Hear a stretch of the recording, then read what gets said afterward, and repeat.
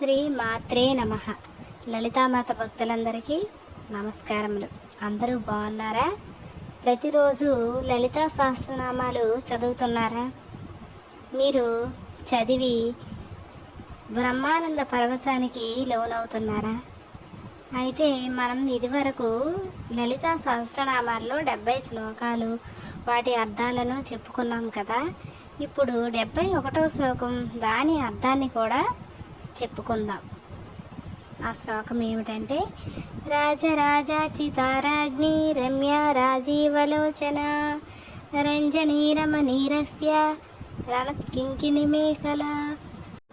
రాజరాజార్చిత అంటే రాజులకు రాజులైన రారాజులచే అర్చించబడేది అమ్మ అనే అర్థం.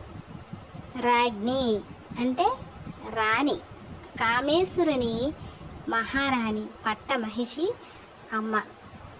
రాజరాజార్చిత రాజ్ఞి రమ్య రాజీవలోచన. రమ్య అంటే రమ్యమైనది, అందమైనది. రాజీవలోచన రాజీవములు వంటి కన్నులు కలిగినది.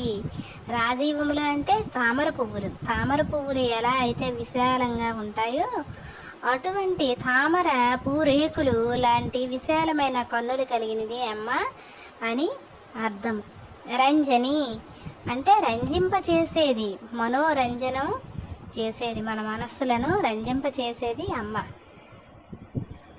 రమణి రమింపచేసేది, బ్రహ్మానంద పరమసుఖంలో మనల్ని రమింపచేసేది అమ్మ అని అర్థం. రస్య రస్యాత్మకమైనది, రసస్వరూపిణి అయిన అమ్మ. కింకిని మేకల అమ్మ యొక్క వడ్డానము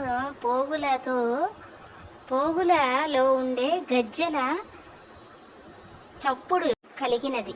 అంటే అమ్మ వడ్డానములో ఉండే మువ్వలు చప్పుడు చేస్తున్నాయట. ఈ విధంగా అమ్మని ఈ శ్లోకంలో ఈ విధంగా వర్ణించడం జరిగింది. తర్వాత విషయాలు తర్వాత శ్లోకంలో చెప్పుకుందాం.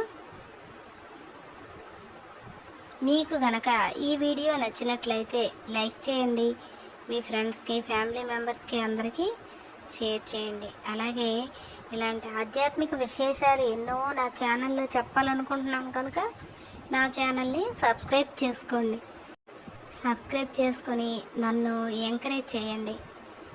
అమ్మ వైభవాన్ని తెలుసుకోండి. అమ్మ వైభవాన్ని స్వయంగా చెవి చూడండి.